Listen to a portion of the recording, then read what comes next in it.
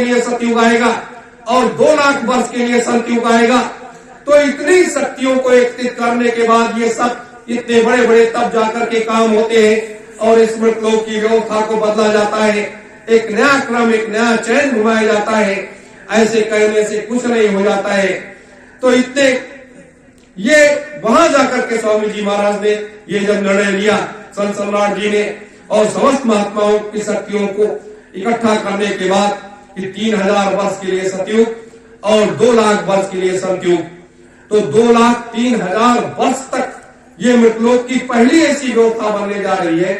मृतलोक की पहली ऐसी व्यवस्था बनने जा रही है कि 2,03,000 वर्ष तक किसी प्रकार की कोई गड़बड़ी ही नहीं होगी, किसी प्रकार का कोई पाप ही नहीं होगा, पुण्य ही पुण्य, पुण्य की बेल ही हमेशा फलती चली जाएगी और लोग हजारों हजारों साल इसी शरीर में रह करके इस कार्य को अंजाम देंगे। मेरे धर्म प्रेमी गुरु भाई बहनों, ये वो उस अध्यात्म की विद्या है जिसको लोग आज समझ नहीं पा रहे। लोग लटके झटके में समय व्यतीत कर देते। मेरे धर्म प्रेमी गुरु भाई बहनों, हम आप सब इस रात्रि वेला में यहां इसलिए बैठे हैं। क्यों बैठे हैं?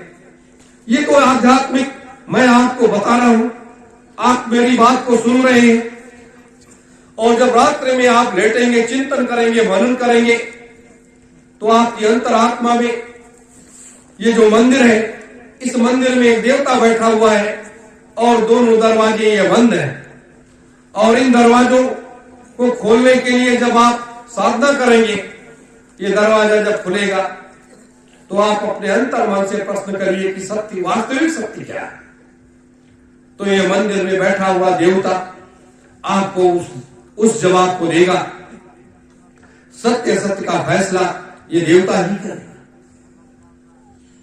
इसलिए अब यह है कि इतना बड़ा काम करने के लिए आवश्यकता मनुष्य रूपी जीवात्माओं की पड़ती है, प्रेत आत्माओं की भी पड़ती है।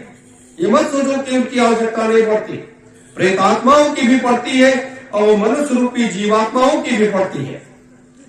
दोनों इसमें सहभागी होते हैं और फिर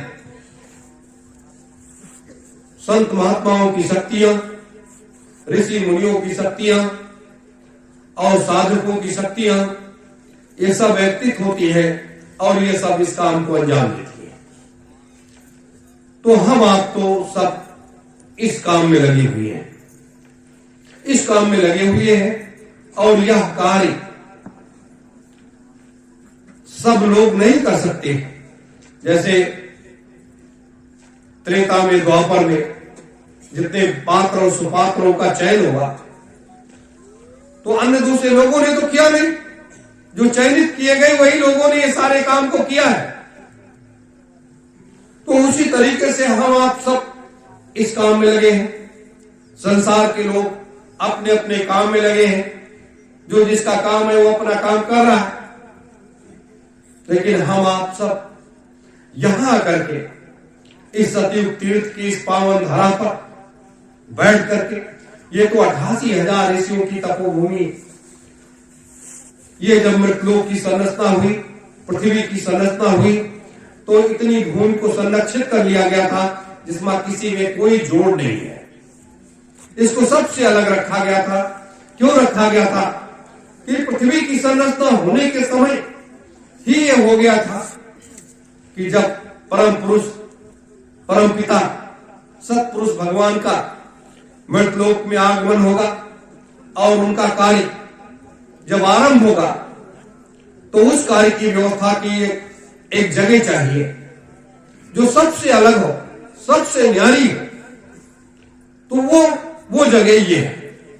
यहां पर भगवान श्री राम ने आकर के यज्ञ किया, 1 महीने का यज्ञ किया और 84 कोसी की परिक्रमा किया। भगवान कृष्ण ने आकर के यज्ञ किया, 5 पांडवों ने आकर के यहां पर माता पूर्णिमा को जागृत किया और आशीर्वाद प्राप्त किया। यहां बड़े बड़े संत महात्मा भी आए। इंद्र को पूरी मृतलोक में 3 लोक 14 भवनों में किसी ने कोई जगह नहीं दी। ब्रह्मा विष्णु महेश भी उन्होंने जगह नहीं दिया। आकर के यहां आदि गंगा माता गोमती के गोद में लेटने लगे, क्योंकि ऋषि का श्राप मिथ्या नहीं जाता। तो उन्हें शरीर में उनके भागी भाग हो गए, हताश निराश परेशान। तो यहां के ऋषियों ने उस प्राविद्या से उनके कष्ट को निवारण किया और यहां पर उन्होंने 8 महीने का एक ऐसा यज्ञ किया।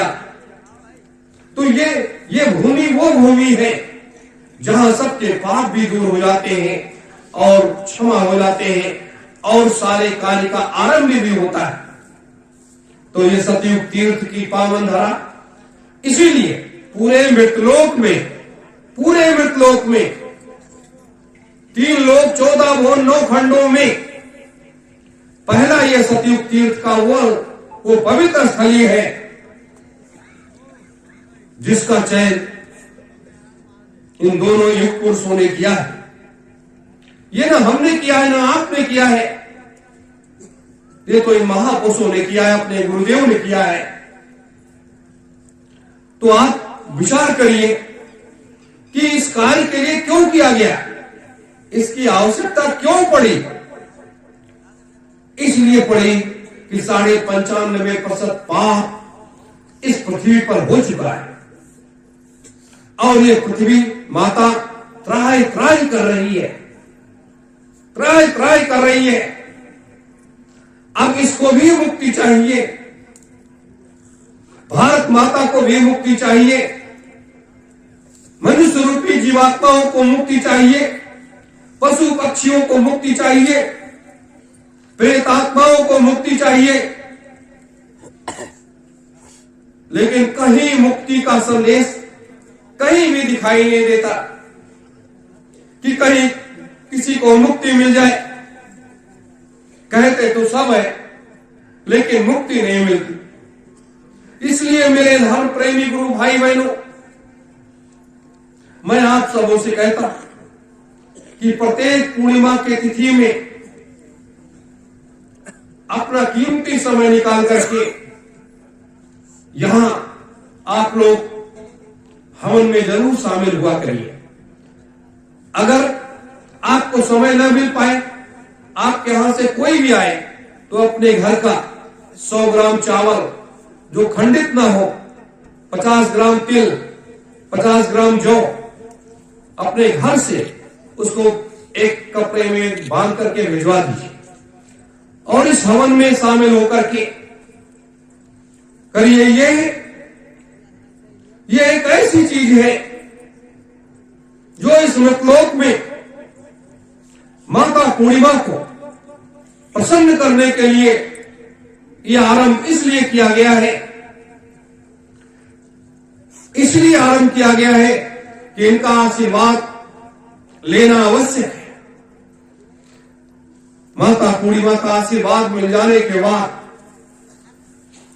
आप इस पूरे मृतलोक में विजय प्राप्त कर सकते हो, अपने महान संकल्पों में सफल हो सकते हो, क्योंकि एक विधि का विधान नहीं है, यह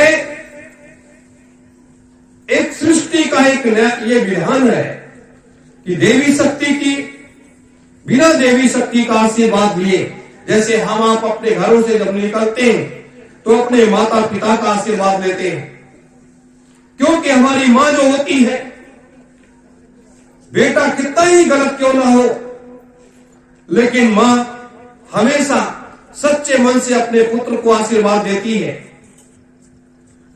पिता क्रोध कर सकता है, डांट सकता है, फटकार सकता है, लेकिन जब हम अपने पिता के चरणों को माथे लगाते हैं, उन रज को माथे लगाते हैं, तो एक बार पिता भी जब अपने पुत्र को देखता है तो वो भी स्वावलंबी बनकर के और पुत्र के मुंह में उसको सच्चे मन से आशीर्वाद दे देता है। ये क्रम चलता है। तो ये पूर्णिमा मां इस मृतलोक की जगत जननी है, इस मृतलोक की जगत जननी है। ये वो पहली ऐसी शक्ति है जिसको भगवान शिव ने माता पार्वती के रूप में एक अंश स्थापित किया था। तो ये क्रम यहां हम सब लोग मिलकर के पूज्य गुरुदेव के बताए हुए रास्ते पर, संत सम्राट जी महाराज के बताए रास्ते पर चलते चले जा रहे हैं। इसलिए हमें यह नहीं करना है कि हम यहां एक आश्रम का बड़ा भव्य निर्माण करना चाहते हैं, नहीं। हम 9 सतयुग की स्थापना 1001 यज्ञ कुंड की व्यवस्था को स्थापित करना चाहते हैं। 1001 यज्ञ कुंड स्थापित करना चाहते हैं और उस व्यवस्था को इस मानव कल्याण के लिए ही ये सारा काम कर रहे हैं। लोग कहेंगे क्यों जरूरत पड़ गई, इसकी क्या आवश्यकता है? कहने वालों के लिए आवश्यकता नहीं है, लेकिन करने वालों के लिए आवश्यकता है, क्योंकि हमारे गुरु का आदेश है और हम अपने गुरु के आदेश से विमुख नहीं हो सकते। आज लोग विमुख तो हो गए, इसका परिणाम पूरा देश भुगत रहा है, पूरी संगत भुगत रही है, पूरा देश भुगत रहा है और पूरी संगत भुगत रही है। गुरु के आदेश से विमुख तो हुई। आपको मान मिल सकता है, सम्मान मिल सकता है, धन मिल सकता है, लेकिन कार्य की वो सफलता नहीं मिल सकती जिस सफलता को हासिल करने के लिए पूज्य स्वामी जी महाराज ने इतना अथक मेहनत किया था। वो सफलता कहां चली गई? एक एक शब्द कहां चले गए? वो ना आसमान में रह गए, ना इस पृथ्वी पर रह गए। सच्चा पुत्र वही है जो अपने पिता के वचन, अधूरे वचन को पूरा करने के लिए अपने को कुर्बान कर दे, वही सच्चा पुत्र है। आज क्या है, क्या मिला? इसीलिए मैं तो बराबर कहता हूं, मान, सम्मान और अपमान तीनों से मैं परे हूं। ना मुझे मान चाहिए, ना मुझे सम्मान चाहिए, ना कितना अपमान करो, कोई फर्क नहीं पड़ता है। जो ऐसी विचारधारा के लोग होते हैं, नेताजी सुभाष चंद्र बोस का कांग्रेसियों ने कितना बड़ा अपमान किया, अंग्रेजों ने कितना बड़ा अपमान